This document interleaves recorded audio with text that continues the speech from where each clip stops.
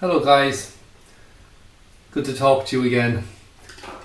I said in my last video on my trip to Gran Canaria that I would do a sort of a wrap-up summary video, and so here it is. And I'm doing it as Thursday afternoon. It's a wet and windy Thursday here in Ballinrobe, and as you can see I'm up in my office and I'm getting ready to go away to Tenerife on Saturday for a week walking. So you know that I'm going on my walk with Ellie, my daughter Elizabeth, in May, going to do the Camino de Santiago with her from Saint-Jean-Pied-de-Port to Santiago de Compostela, maybe to finish there, we'll see. And we're planning to do the 800 to 1,000 kilometres, 25 kilometres a day. And so in anticipation of that and recognising that Elizabeth is much fitter probably than I am, and certainly more used to the endurance aspect of this, that I thought perhaps I'd do a bit of training. In parallel with that, I had this plan to go away for the winter, and I realised I didn't really want to go away for the winter. It's too long.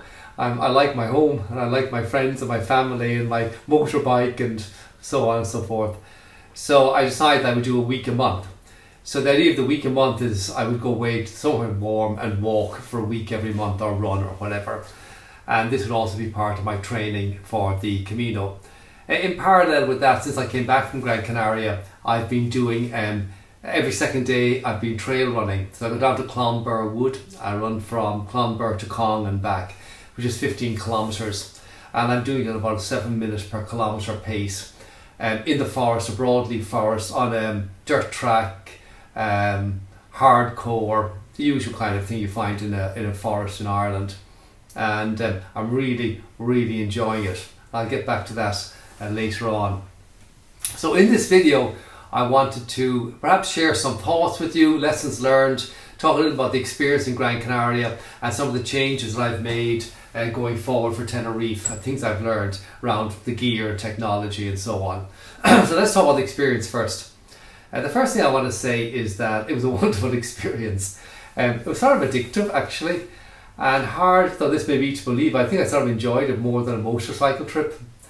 And the idea of travelling with just a little rucksack, small little rucksack, nothing else, nothing to worry about, is really appealing. There's just you and your rucksack, and if push comes to shove you can sleep in a bus shelter. And I really like this. There's something very, I don't know, therapeutic about it, very simple, very natural about it. I'm really enjoying the outdoors.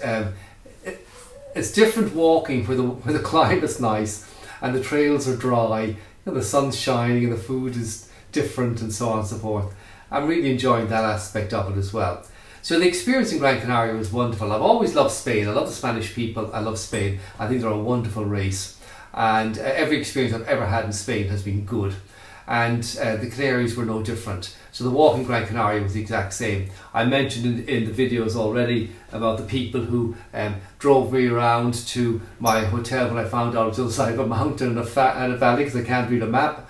And then the lady who cooked me the dinner and then brought me down to the cafe and found somebody to drive me at 6 o'clock the following morning to where I need to go, and so on and so forth. I could tell you a list of these experiences I had, which are really wonderful. The countryside itself is interesting. It's volcanic. So basically the walk, I did the Camino, I did the 3-day walk, 60 kilometres over 3 days, 22 kilometres, 22 kilometres, and then the balance, so I think 17 or 18 kilometres I was on the last day. And the last day, funnily enough, the short day was the hardest day because I was walking on the flat and in the heat with no shade. But the walk itself was wonderful. The terrain is rugged, a lot of rock, not unlike the Burn, a lot of rock, a lot of forests, beautiful forests, very steep climb, 8,500 feet on day one, very tough climb. It really was tough because it just went on forever. And one that was particularly steep, just no end to it.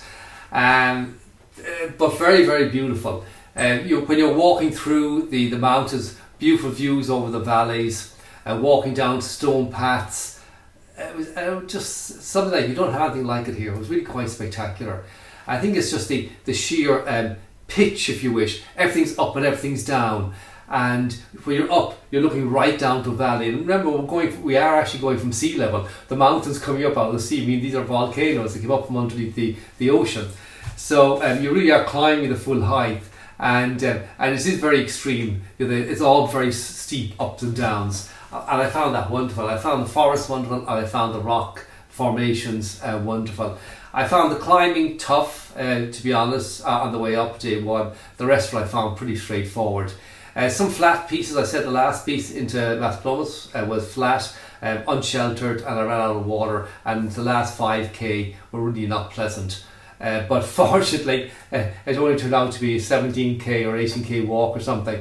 So I got to the cafe thinking I had a few more kilometres to go. In fact, I was finished, and that was great. Went to the shade and took care of myself. So that was the scenery and whatever, and the walking. I walked, of course, in reverse. I walked the wrong way, which was a mistake, obviously, but I didn't know any better. And the consequence of that, of course, was that the signs were all facing the wrong way. So you'd come to a junction, for example, there'd be three trails in front of you and one trail behind you, or maybe two trails behind you, but there'd be a sign pointing down the trail. You'd come up. But of course, there's no sign pointing the other trail. They assumed you'd come up one of those three trails, and that they needed a sign to put you on the right trail continuing. So for me, the app All Trails was invaluable in keeping me on the straight and narrow. I couldn't have done it without that. I really like that app. It's a really, really simple and really, really good app. I also found, by the way, Google Maps for getting around on the buses and all that was super. I just say where I want to go. It tell me take this, walk to here, take this bus to there, walk to there, take that bus to there, and you're home. I found that really, really useful. So the actual walking experience itself was wonderful. When I came to the end of my 3 days, I got down to Las Palomas and checked into the hostel. Of course, the next day I just wanted to walk again. It's sort of addictive, and I just wanted to get out. So I was out doing my runs, doing trail walks, trail runs, 10, 12, 15 kilometres that were really, really wonderful. And since I've come back, I've been doing this 15k every other day down in Clonburk. So I really just want to go out and do this start doing distance. I want to go to 25k every other day here at home on the trails. And what I like about it is sort of interesting. What I liked about that experience, I think more than anything else, was you're going slowly. Even if you're trail running, you can stop, or you're walking up a hill, and so there's an opportunity to observe things, to see nature, to experience it. It's just really, really different from my normal running training, where I'm out for a run. It's a workout. The trail run is not really a workout, and the hiking is not really a workout. You walk, you stop, you do whatever. So I found that I really enjoyed it. I've decided that between now and May, I'm going to stop the road running entirely, and I'm just going to focus on the trail running at the 7 minutes per kilometre pace, and see can I do 25k at 7 minutes per kilometre every second day. Because if I can do that, I can sure as hell walk it every day. So that was the experience. I really, really enjoyed it. Let me talk about a few bits and pieces, lessons learned, and then I go on to changes I've made. The lesson learned is not to over plan. So people always come to your aid. You'll always find a place to stay. There'll always be somewhere where there's a bottle of water. Not to over plan. You get locked in. I found that in Gran Canaria I was locked into staying in certain places. And I found I walked right. One place that cost me a lot of money. It wasn't a hostel, it was a hotel. And it was 100 quid. I just walked right past it because I realised I was only an hour or 2 hours into my walk, and there it was. So I completely misunderstood the map, and so I just sent them a text and said I'm not coming. There's no refund, and so I just walked right past it and found another place 4 or 5 hours later. And so that was a problem. And then the place where I stayed, where the person to drive me around the mountain to get to it, that was a problem. So I think, whereas when the person picked me up, he said, well, do you know this? A mile down the road there's a place you can stay, and well, it's too late. I didn't want a second night where to double pay. So one of the lessons learned I think was not to over plan, to sort of ad-lib it a bit. When you're on an island like one of the Canaries, they're small. You can always get to a road and get to a bus. So you're never. Well, it's not like you're going to be out in the middle of a desert or in the middle of the Himalayas and you're on your own. And you're always within a reach of civilization and infrastructure and so on. So I'm not going to over plan, and I'll talk about what I'm doing on this trip as a consequence. Other lessons learned: bring your water, bring enough water. I think that's really important. I ran out of water on day 3, and I was actually beginning to feel it by the time I got to that little cafe when the walk came to an end, short of my expectations. Had I gone the full extra distance, I think I would have been struggling. Certainly when I got to that cafe, I sat down for half an hour and just sat there in the shade. So I think when you're walking something like the Camino, where you'll have days in the sun where there's no shade, and the Mets at that particular area, where they call it God's Anvil, I think it will be important there. Okay, what changes have I made? Lessons learned leading to change to make. The first one is gear. Half the gear. So I bought myself a new rucksack. It is 25 centimeters wide, 20 centimeters deep, and 40 centimeters tall. And it's a wonderful, wonderful, really well designed little backpack. You can see it here. And that will fit exactly underneath the seat on a Ryanair flight, because I don't book my seat and I don't check any bags. I'm flying to Tenerife on Saturday for my week's walking, my December's week walking, and I'm flying for €65 return because I'm paying for nothing extra. In fact, just to give you the idea of the total cost of that trip, it's €65 for the flight return. It is €10 for the bus to Dublin Airport return. It is €169 for the week accommodation in the hostel just south of the airport on the coast in Tenerife. So we were a total of 250 quid. And if I spend €20 a day on food, and let's say €150 just to keep the math simple, I'm at €400. So I can have the whole trip easily for €500, probably €450 for a week in the sun walking. You can't beat it. And I'll come back and talk about the hostels and things in a minute. So the first thing I got was this new rucksack. So what's going to go into it? Well, what's going to do is I bought a new sleeping bag. A super small sleeping bag, you can see it here, super small, super light summer sleeping bag that just fits in the bottom of my rucksack, on top of my little lightweight waterproof jacket, my Burhouse waterproof jacket, which will go at the very bottom. This will go on top of it. Then I will have 2 pairs of running shorts and 2 running tops that I bought in Spain for next to nothing, really comfortable, really, really nice ones. They will go in next. 2 pairs of socks. I'm going to wear a pair of underpants. I'm going to wear my super light walking pants. I'll be wearing my Brooks Cascadia 18 shoes. I'll talk about those in a moment. And a pair of socks. And I'll be wearing a running top and a light fleece like this merino wool fleece, and another light fleece lighter than this one. That's what I'll be wearing and carrying my rucksack. In my rucksack I'll have my water bottle, I'll have my cup of tea, my flask, my thermos mug, and I'll have all my gear.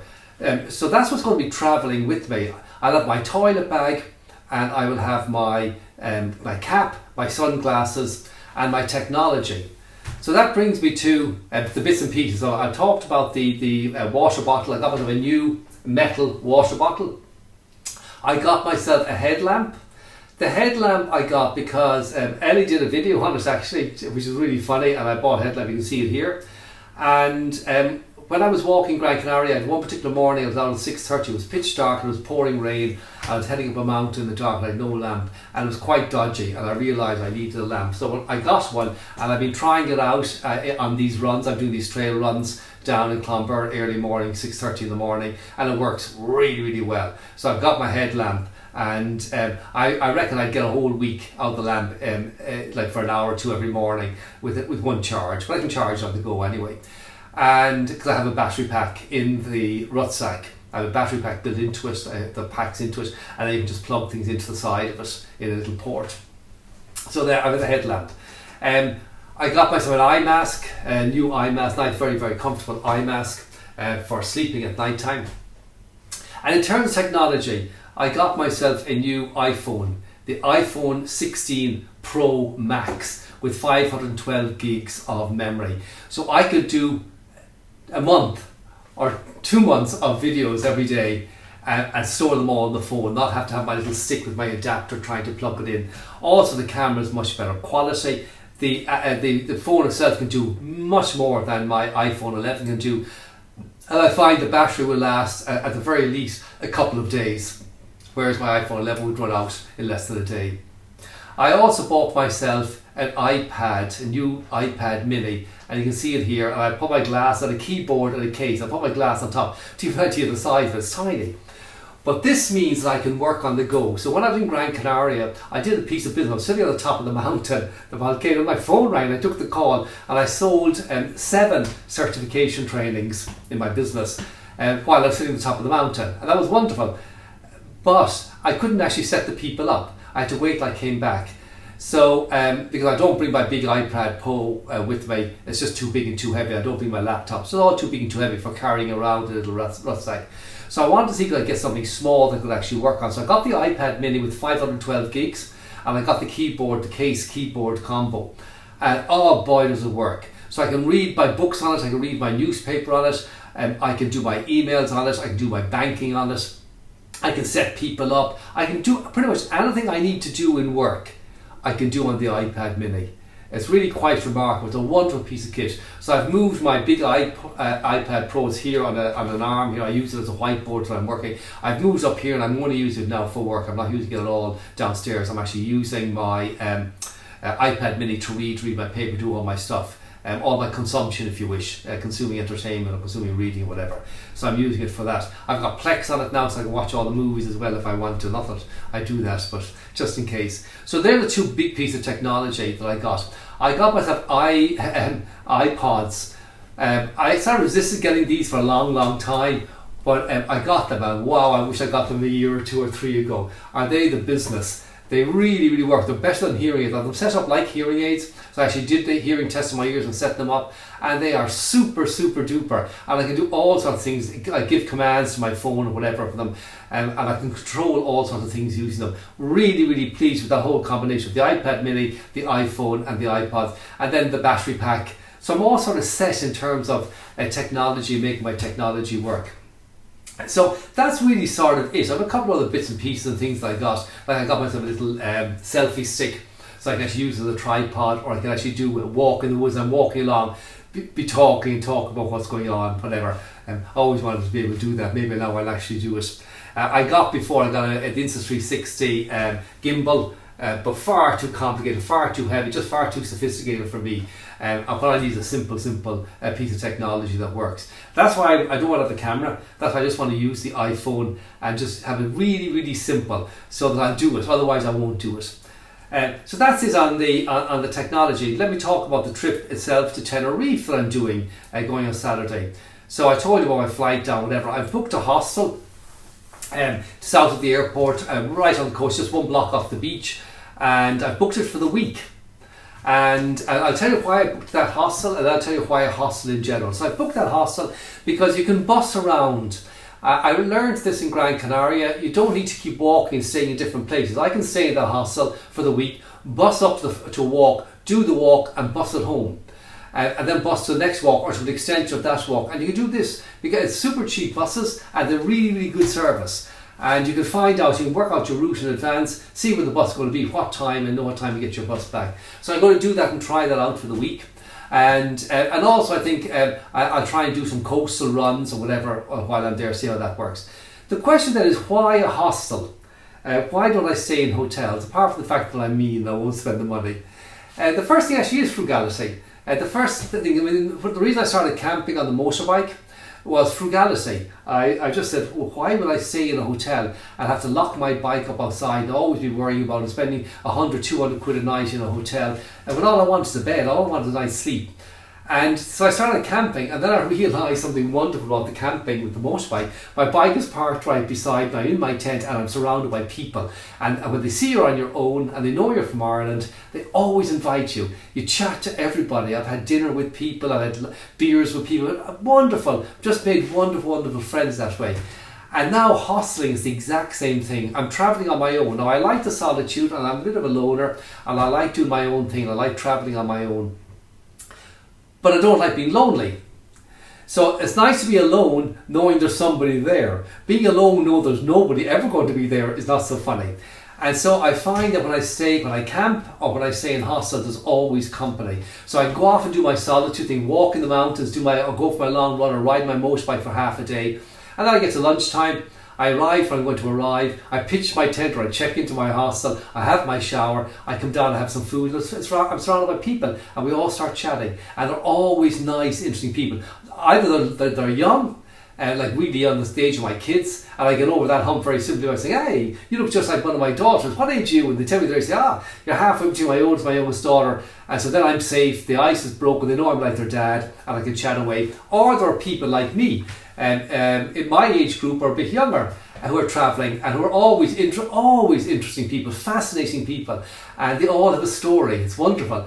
So I really, really like that aspect of it.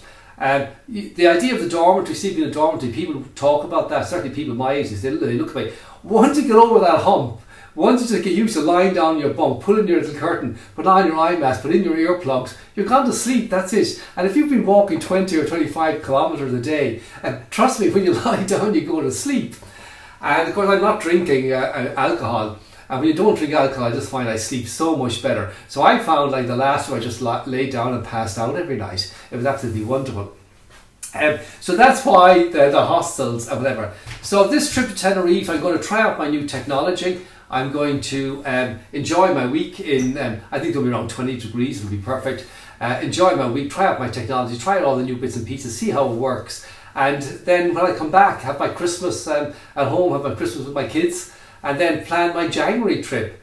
I'm not sure I'll be going down to the Canaries again. I may go over to Asia or somewhere, find a cheap flight and hop on a plane and make it up as I go along. So I'm really, really enjoying this trip. And I want to thank my daughter Ellie for sort of motivating me to do this, and my neighbour John Brady, who hostels everywhere and travels like this with just a little tiny little backpack all the time. They've really kind of given me the courage to go and do this, and it's been a wonderful experience so far, and I'm sort of addicted.